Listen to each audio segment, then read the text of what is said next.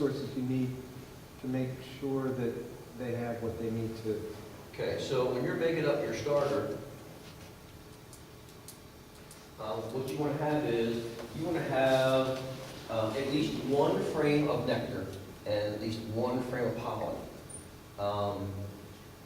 Depending on who you talk to, they might tell you put them here, put them there. Michael Palmer, who talked to us last week, he wants them right next to his grafting frame. And that way the bees are, everything's right there. I can't remember if it was Larry Connor or who it was, but somebody was talking about, you can put them outside and then fill in with drawn comb and then put your cell bar in there. I mean, you only got 5 frames, you got a ton of bees, they're gonna share food no matter where it is. But it does make sense, like Michael Palmer said, put everything right together. So it should be nectar frame and a pollen frame. So when you say pollen frame, are you talking about bee bread, which has had a chance to mature, or is it more fresh pollen, or how do you? Most people want fresh pollen. Now, obviously not like they brought in today and hasn't fermented some, but as soon as they bring it in, that process starts. Normally, like you don't start queen rearing until dandelion blossom, and that's still kind of on the early side. But if you have a frame of pollen, there'll be enough mature bee bread there they can use.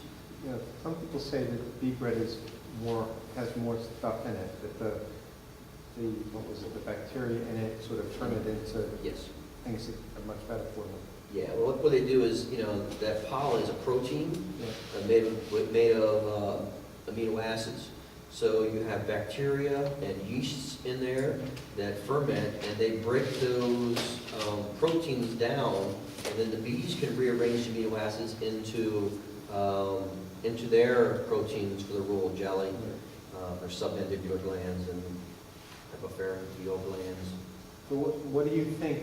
I mean, what are you thinking when you put in a frame of what you call pollen? You're thinking this is good, this is bee bread, or you just sort of whatever you can find that is pollen of some sort? Well, you figure when dandelion pollen comes in, you're really starting to get nectar and you're really starting to get pollen. So a lot of times when I'm doing this, it's dandelion pollen. And like I said, if you get a whole frame of pollen, you're going to have enough of the right age. And you could have pollen and nectar together. So, yes? So when you're combining different frames of bees from actually different colonies into one box, do you do anything like they get along or anything? Like you don't have to do newspaper? No. The newspaper thing is for the queens. Okay, so I don't know where that one box was that I showed you. That was the 4-way right there. You have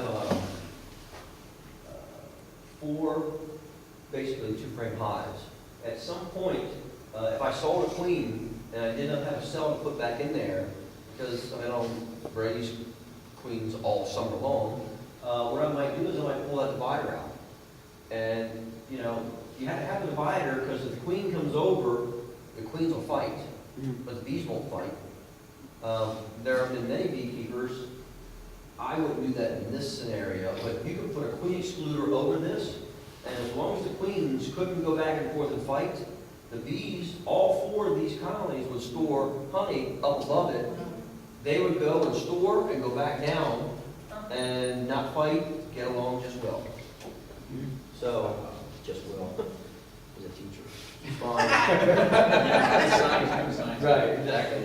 You said you had done experiments to see how long you could keep this like this. Huh? So what does that really mean? Because they max out. Are you adding the supers above with a queen excluder? So what is happening? Well, what I was trying to do is can I overwinter them in 2 frames? So you raised queens in the spring and then they grew out of this 2-frame scenario and then you use this thing again to overwinter. Like you went from up to down. Well, they never really left here. But what I did somewhere along the way was, if you got a young queen in 2 frames, she'll fill it up quick. I've had these things swarm on me because they. Where you're switching out frames and Oh, everything yeah. to give them the space. This is a lot of It maintenance. seems like a lot of maintenance. A lot of maintenance. I mean, she laid 1,500 eggs in a day. So you gotta be on this. Like, I'm telling you, this is a lot of work for $20. Is that like, Like once a day, twice a yeah, is that week, daily? I mean, every other day? You might wanna go like every 2-3 days, you'll be checking on it. Remember, he's got the summer off. Right. Right. You're doing with your vacation. Yeah, this is a whole nother job. Right. Hey, that's where I love beekeeping, right? And I gotta do this queen thing. I'm like, I gotta go to work again today? You know, it's summer, but it's a lot of work. So what are you looking for when you say you gotta check on them? You looking for swarm cells? Oh, well, you know, like I said, she lays 1,500 eggs a day, 2,000 if she's really good. Well, I don't really know exactly how many cells are on one side of the deep, but she can fill that thing up. I mean, a week, man, you're in trouble. A week and they're making queen cells. You know, the nectar flows on, pollen's coming in, and she's laying like crazy. You gotta be on it. And here's the thing, you know, if you took a frame out of this one and a frame out of that one, and you had another box, there's 2 frames. So you can harvest brood out of here, you can put it in your big hive, you can put it in a nuke. There's things you can do, which is kind of neat. But this is the way you can hold queens for a neighbor, or in case you lose one, whatever, for whatever reason. So it's just kind of neat. So you took brood out of like various stages of eggs, larvae, cap, whatever, and put them in another box with another queen that's been laying. But those raise them as if they don't, okay. Yeah, they haven't come I out. thought they could yet. sense like genetically, like, well, I guess only if they're. Yeah, it's like, you would think it's a bigger deal, but it's not a big deal really. If they emerge in that hive, that's gonna be home. Like a crazy experience. It's like the ugly duckling, you know? It's You're duck- like, duck- you're like stuff really like mixed that. up. like Swiss the bird. Right. Are you shaking the bees before you move them into, like, when you're, if you're using these for, like, let's assume you wanted to use this setup, maybe not so much for the queen rearing, but just for the brood production, to bolster some of your other colonies. Are you shaking the bees off? Like, how are you juggling, you know, giving that queen enough resources left behind so that she's not getting left at lurch? Well, you figure, in the daytime, all the flyers are foraging. Okay, so that population is not here when you're pulling the frame out. So you can do it either way. You can shake the bees off and just transfer eggs. It just depends. If this thing is crowded like crazy, I mean, sometimes they have, this isn't, these aren't crowded as it would be in the summertime. But in the summertime, like, this is all white cappings. It is packed. I mean, when you pull a frame out, honey's coming off both sides because they pack it so tight. And you're like, shoot, they don't need all the bees. Then you can just transfer bees and the larva or cat brood. It's just one of those decisions that you have to make then. Because they get it going. I mean, it's just, you know, this is winter, it's December. So they went through some stores, and somewhere, you know, they didn't build it all the way out to the sidewall. But I've had them, that there's no space in here. Get these frames out and be tough, because they got so packed. And that, I don't know, don't make it. And sometimes you take enough bees out, you can take a day off. You know? I'm telling you, I said, you know what, this queen room thing is for the birds. That's what's work. So. When you typically making your first box like this? Like, what's been your timing, like, you know, over the last couple of years, what would you say your average is when you first started the graph, and when you end up with a box like this? You talking about how many queens? Well, how many queens, and when do you say dandelions, like, you know, down the dough, when is that typically hidden? And then, you know, when would you have this set up and running, like, you know? Well, the thing of it is that you need to make sure, half this equation on the drones. And so if you don't have drones then she got nothing to mate with. Okay, so you can't do it too early. And to mate, you gotta have, it's gotta be 69 degrees or higher, and the winds can't be too strong. So there's a lot that goes on in the whole scheme of things. The queen is only half of the genetics. So there's a whole other part where you raise drones in aviaries around your queen rearing operation to saturate the area so you have the right drones mating the queens. There's a whole lot more to it. Where I live, I got beekeepers all around, so I don't have to be too concerned with genetics. And theirs lived, and mine lived, and the survivors, I raised them well, that's good enough. But the thing is, you gotta have drones available, and you gotta have mating, good temperature for mating, so 69 or higher, and winds have to be not too strong. So you just gotta time that out, and this year it might be later. I mean, it's spring we're having now, it's crazy. I mean, I'm not sure when dandelion's gonna bloom, but that's the key. You see dandelions popping up. And you know, what you can do too is you can pull the cappings off your drone brood. And the drone have purple eyes. Because the drones are going to mature in 24 days. Queens are in 16, workers in 21. So you can pull the cappings off your drone. When the drones are in the purple eye stage, they're going to advance, mature, and be ready to mate by the time your queen is ready to mate. So purple eye stage for drones is another key. So when you see that, then you can start your graphs. Yeah. But my thing is, you know, there's other variables that are like temperature and wind and rain. If you push it too early, you're using up your resources for a chance that may or may not happen for you. So I prefer to wait till I know that it's going to be good. Because it takes resources, and it gives you more time to get more resources. And I know that I'm going to have good mating.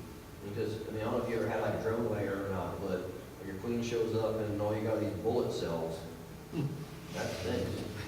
So, and she's yours. I like mine. I like to smile, you know. I like to wait. I have another friend in Delaware who's like, man, when are you going to start? When are you going to start? I'm like, dude, starting early, chance of success. If you're patient, you wait, you're going to get well-reared and well-mated queens. So, I don't know. It's kind of a tricky question. It all depends on the environmental sources. When the queens, when you have them in this box or before, and you set it up, is she's already mated or she's not mated? Yeah, I'll put a queen cell in here. So let me get there. This is what I'll do. This is a number of frames, but when I put a framer, I'll do this. I'll put a queen cell between the two frames. She's going to hatch out in a day or two, and when she does, she'll walk around about a week, harden up, and take her mating flight, and come back in several days. She'll start laying. So I just put queen cells in there like that. You can stick them in the wax on the side like this. The only thing I don't like about this is that you have a young queen in there, and if you push that in, do you put pressure on her in a way it's not good? And if you push on the plastic part, you're probably fine. But I stick them between the top bars, and that way I don't take any chance on them. Those plugs are wide. Just at the top of the plug. Yeah, basically, that lip right there will sit right up there. Basically, the plastic part hangs down probably around here, and then the rest of the wax cell hangs down. I have like the bridle part, and put that about here on the frame, but it wants to cock a little bit. So I just like set it right down, so that lip is laying right there on top. And it works pretty well. This is kind of a side question, but one of the things we talk a lot about is the varroa mites. And I'm just wondering how that is part of what you're doing in the sense that, I mean, do you have to worry about your nukes getting infested with mites? Or you're getting brood breaks, and I'm not sure how you use those. I just wonder how you how that plays a role in the whole. Well, that is, I'm not sure where I'm at here on my slides, here we go. That's this guy's philosophy.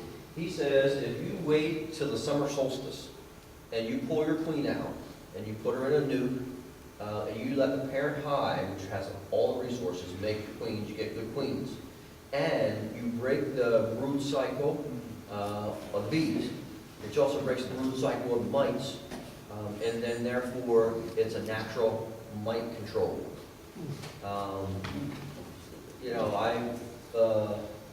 People have argued that you pull that queen out and she laid an egg today, that egg's going to hatch 21 days later. How much of a break is it? So that argument is out there. But if you think about why do Africanized bees not really have mite problems? Because they swarm so much. So I think there's some merit to it. There is an argument there. But that's basically how I try to control mites, is break that brood cycle. To whatever degree of success I can. And then the nukes, do you find it's a problem? Where does it impinge on what you're trying to do with those? Yeah, I think the nukes probably are better, have more chance of survivorship than do the 10 frames. I'm not 100% sure why, but that new queen will lay eggs like crazy. And does she outbreed the mites? And then so maybe you do have losses, but she's laying so proficiently that it doesn't really matter because she has a ton of bees. And I don't know those answers. My thing has been, I teach biology, so there's a lot about natural selection and evolution in biology and survival of the fittest and all those things. And so my problem right now is, do I let my weak bees that are susceptible to mites die, and the strong ones I just keep breeding from them? Because, it hurts to lose hives.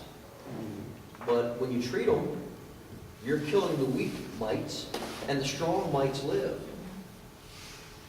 What's the answer, And I don't know the answer, but that's the kind of thing I'm playing with now, like, do I just suck it up and keep on breeding? I don't know. But I haven't treated, so. There's so much bee exchange in the nukes too, because you're moving frames out and, Yes. so any viruses that might come along with the mites aren't hanging around long because the bees that are in that little 2 frames are all moving out. True, yep. But this is fun. I mean, making nukes and trying this, no matter which method you try, it's enjoyable. Like I said, when that queen walks out, and that's your queen. It's just a feeling. I know you have a long way to I do. drive, so we Yeah. want to thank you once again.